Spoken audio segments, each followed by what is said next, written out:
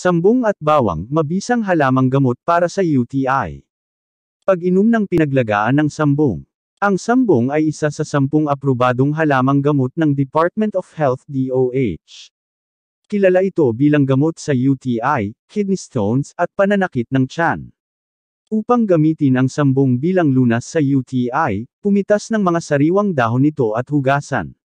Gayatin ang mga dahon ng maliliit na piraso at magpakulo ng 50 gramo ng dahon sa 1 litro ng tubig. Pakuluan ito ng 10 minuto, palamigan, at inumin. Maaaring uminom ng pinaglagaan ng sambong ng hanggang 4 na baso sa loob ng 1 araw hanggang sa gumaling. Pagkain ng hilaw na bawang.